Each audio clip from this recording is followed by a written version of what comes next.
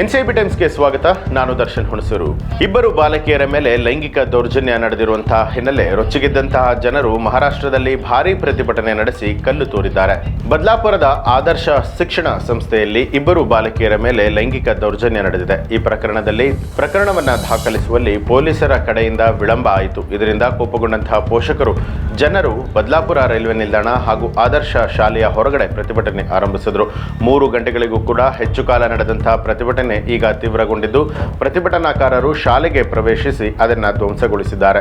Railway ನಿಲ್ದಾಣದಲ್ಲಿ ಪ್ರತಿಭಟನಾಕಾರರು ಪೊಲೀಸರ ಮೇಲೆ ಕಲ್ಲು ತೂರಾಟ ನಡೆಸಿದರು. ಘಟನೆಯಲ್ಲಿ ಕೆಲವು ನಾಗರಿಕರು ಗಾಯಗೊಂಡಿದ್ದಾರೆ. 3 ಗಂಟೆಗಳಿಗೂ ಹೆಚ್ಚು ಕಾಲ ಕೇಂದ್ರ ರೈಲ್ವೆ ಸೇವೆಗಳನ್ನು ಸ್ಥಗಿತಗೊಳಿಸಿದ್ದರಿಂದ ಹತಾಶರಾದಂತಹ ಪೊಲೀಸರು ಪ್ರತಿಭಟನಾಕಾರರನ್ನ ರೈಲ್ವೆ ಹಳಿಗಳಿಂದ ಚದುರಿಸೋದಕ್ಕೆ ಬಲವನ್ನು ಬಳಸಿದರು.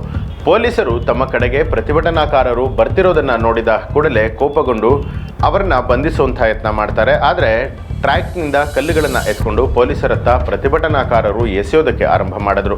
ಆದ್ದರಿಂದ ಪೊಲೀಸರು ಹಿಂದೆ ಸರಿದು ಬಲಪ್ರಯೋಗವನ್ನು ಮಾಡದಿರಲು ನಿರ್ಧಾರವನ್ನು ಮಾಡಿದ್ರು. ಇನ್ನು ಆರೋಪಿಯನ್ನು ತಕ್ಷಣ ಗಲ್ಲಿಗೇರಿಸಬೇಕು, ಇಲ್ಲದೇ ಇದ್ರೆ ಆತನನ್ನು ನಮಗೆ ಹಸ್ತಾಂತರಿಸಬೇಕು ಅಂತ ಹೇಳಿ ಪ್ರತಿಭಟನಾಕಾರರು ಒತ್ತಾಯಿಸಿದ್ದಾರೆ. ಕಾನೂನು ಪ್ರಕ್ರಿಯೆ ಬಗ್ಗೆ ಮಹಿಳಾ ಪ್ರತಿಭಟನಾಕಾರರಿಗೆ ಮನವರಿಕೆ ಮಾಡೋದಕ್ಕೆ ಪೊಲೀಸರು ಪ್ರಯತ್ನ ಪಟ್ಟರು.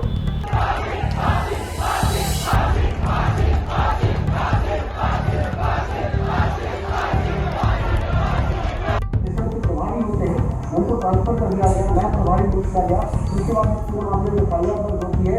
डीसीपी सुधाकर पाठक ने खुद इस पूरे मामले की जांच की जिम्मेदारी लेते हैं।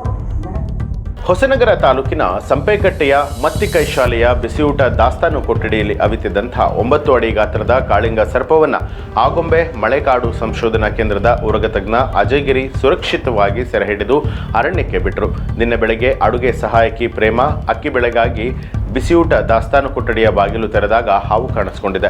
ಮಕ್ಕಳು ಕೂಡ ಶಾಲೆಗೆ ಈಗಾಗಲೇ ಆಗಮಿಸಿರ್ತಾರೆ. ಇನ್ನು ತರಗತಿಯ ಕೊಠಡಿಗಳ ನಡುವೆ ಅಂತರ ಇರುವಂತಹ ಕಾರಣದಿಂದಾಗಿ ಮಕ್ಕಳು ಬಿಸಿಯೂಟದ ಕೊಠಡಿಯ ಹತ್ರ ಸುಳಿದಿರಲಿಲ್ಲ. ಮಾಹಿತಿ ತಿಳಿದಿದ್ದ ಹಾಗೆ ಮುಖ್ಯ ಶಿಕ್ಷಕ ಸುಪ್ರೀತ್ ಡಿಸೋಜಾ ಅವರು ಕೊಠಡಿಯ ಬಾಗಿಲನ್ನು ಹಾಕಿ ಹಾವನ್ನು ಬಂದಿ ಮಾಡಿದ್ರು. ನಂತರ ಪೋಷಕರಿಗೆ ಸುದ್ದಿಯನ್ನು ಮುಟ್ಟಿಸಿದ್ರು. ಬಳಿಕ ಅರಣ್ಯ ಇಲಾಖೆಯ ಮೂಲಕ ಅಜಯ್ ಗಿರಿಯನ್ನು ಸಂಪರ್ಕಿಸಲಾಯಿತು. ಶನಿವಾರವೇ ಕಾಳಿಂಗ ಸರ್ಪ ಒಳಗಡೆ ಸೇರಿರಬಹುದು, ಹೊರಗಡೆ ಹೋಗೋದಕ್ಕೆ ಅವಕಾಶ ಇಲ್ಲದೆ ಅಲ್ಲೇ ಉಳಿದಂತಾಗಿರಬಹುದು ಅಂತ ಹೇಳಿ ತಿಳಿಸಲಾಗಿದೆ.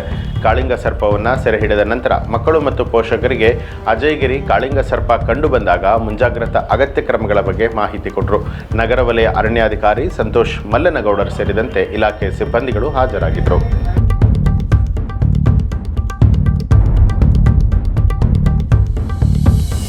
ಕೋಲ್ಕತ್ತಾದಲ್ಲಿ ತರಬೇತಿ ಪಡಿತಾ ಇರುವಂತಹ ಮಹಿಳಾ ವೈದ್ಯೆಯ ಮೇಲೆ ನಡೆದಂತಹ ಅತ್ಯಾಚಾರ ಪ್ರಕರಣದ ವಿಚಾರಣೆಯನ್ನು ಸುಪ್ರೀಂ ಕೋರ್ಟ್ ಇವತ್ತು ನಡೆಸ್ತಾ ಇದೆ.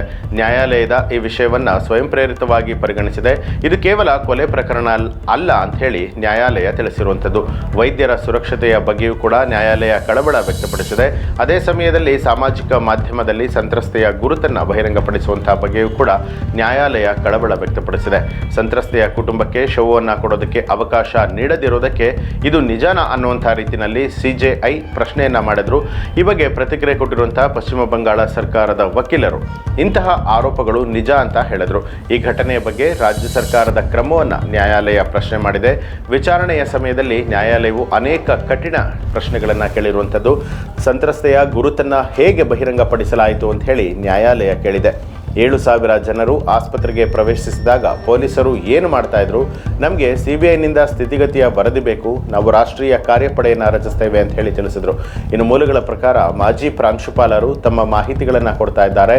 ಅವರ ಹೇಳಿಕೆಯಲ್ಲಿ ಅಸಂಗತಗಳಿವೆ. ಅದೇ ಸಮಯದಲ್ಲಿ ಬಂಗಾಳದ ರಾಜ್ಯಪಾಲ ಸಿ.ವಿ. ಆನಂದ್ ಬೋಸ್ ಅವರು ರಾಷ್ಟ್ರಪತಿ ದ್ರೌಪದಿ ಮುರ್ಮು ಅವರನ್ನ ಭೇಟಿ ಮಾಡೋದಕ್ಕೆ ದೆಹಲಿಗೆ ತಲುಪಿದ್ದಾರೆ. ಮಾಹಿತಿಗಳ ಪ್ರಕಾರ ರಾಜ್ಯಪಾಲ ಬೋಸ್ ಅವರು ಗೃಹ ಸಚಿವ ಅಮಿತ್ ಶಾ ಹಾಗೂ ಆರೋಗ್ಯ ಸಚಿವ ಜೆ.ಪಿ. ನಡ್ಡಾ ಅವರನ್ನ ಭೇಟಿ ಮಾಡಬಹುದು. ಉಡುಪಿ ಜಿಲ್ಲೆಯ ಕುಂದಾಪುರ ತಾಲೂಕಿನ ಹೆಮ್ಮಾಡಿಯ ಶ್ರೀ ಲಕ್ಷ್ಮೀನಾರಾಯಣ ಸ್ವಾಮಿ ದೇವಸ್ಥಾನದ ಹುಂಡಿಯ ಹಣವನ್ನು ಕದ್ದಂತಹ ಕಳ್ಳ ಅದನ್ನು ಸಮೀಪದ ಶಾಲೆಯೊಂದರಲ್ಲಿ ಬಿಟ್ಟು ಹೋಗಿರುವಂಥದ್ದು ನಿನ್ನೆ ಸಂಜೆ ಪತ್ತೆಯಾಗಿದೆ. ಸೋಮವಾರ ದೇಗುಲದಲ್ಲಿ ಸತ್ಯನಾರಾಯಣ ಪೂಜೆ ನಡೆದಿತ್ತು. ಹಣ ಪತ್ತೆಯಾಗಿದ್ದು ಪವಾಡ ಅಂತ ಹೇಳಿ ಸ್ಥಳೀಯರು ತಿಳಿಸಿದ್ದಾರೆ. ದೇವಸ್ಥಾನದ ಅರ್ಚಕರ ಕಚೇರಿಯಿಂದ ಕಾಣಿಕೆ ಹುಂಡಿಯಲ್ಲಿದ್ದಂತಹ ಹಣವನ್ನು ಕಳ್ಳತನ ಮಾಡಿರುವಂತಹ ದೃಶ್ಯ ಸಿಸಿಟಿವಿಯಲ್ಲಿ ದಾಖಲಾಗಿದೆ. ಜೊತೆಗೆ ಪಕ್ಕದ 3 ಮನೆಗಳಲ್ಲಿ ಅಲ್ಪ ಸ್ವಲ್ಪ ಹಣವನ್ನು ಕದ್ದಿದ್ದಾನೆ. ದೇವಸ್ಥಾನದ ಸಮೀಪದಲ್ಲಿರುವಂತಹ ಹೆಮ್ಮಾಡಿ ಅಂಗನವಾಡಿಯ ಸರ್ಕಾರಿ ಹಿರಿಯ ಪ್ರಾಥಮಿಕ ಶಾಲೆಯ ಶಿಕ್ಷಕರು ಶನಿವಾರವೇ ಶಾಲೆಯ ವರಂಡಾದಲ್ಲಿ ಹಸಿರು ಚೀಲವೊಂದನ್ನು ಗಮನಿಸಿದ್ದಾರೆ. ಆದರೆ ಅವರು ಅದನ್ನು ಗಂಭೀರವಾಗಿ ಪರಿಗಣಿಸಿರಲಿಲ್ಲ. ಬಳಿಕ ಸೋಮವಾರವೂ ಕೂಡ ಅದೇ ಸ್ಥಳದಲ್ಲಿ ಬ್ಯಾಗ್ ಬಿದ್ದಿದ್ದರಿಂದ ಕುತೂಹಲದಿಂದ ವಿದ್ಯಾರ್ಥಿಗಳು ಅದನ್ನು ತೆಗೆದು ನೋಡಿದ್ದಾರೆ. ಈ ವೇಳೆ ಬ್ಯಾಗ್ನಲ್ಲಿ ಹಣ ಪತ್ತೆಯಾಗಿದೆ. ಶಾಲೆಯ ಮುಖ್ಯ ಶಿಕ್ಷಕರು ದೇವಸ್ಥಾನದ ಆಡಳಿತ ಮಂಡಳಿಯ ಗಮನಕ್ಕೆ ತಂದಿದ್ದು ಅವರು ಪೊಲೀಸರಿಗೆ ವಿಷಯವನ್ನು ತಿಳಿಸಿದ್ದಾರೆ.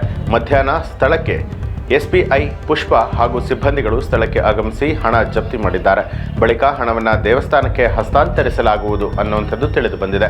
ಕಳ್ಳ ಒಟ್ಟು 45,000 ರೂಪಾಯಿ ನಗದನ್ನು ಕದ್ದೊಯ್ದಿದ್ದ. ಆದರೆ ಬ್ಯಾಗ್ನಲ್ಲಿ ಕೇವಲ 3,035 ರೂಪಾಯಿ ಹಣ ಪತ್ತೆಯಾಗಿದೆ. ಕಳ್ಳ ಉಳಿದ ಹಣವನ್ನು ಬೇರೆಡೆ ಇಟ್ಟಿರಬಹುದು ಅನ್ನುವಂಥ ಶಂಕೆ ವ್ಯಕ್ತವಾಗಿದೆ.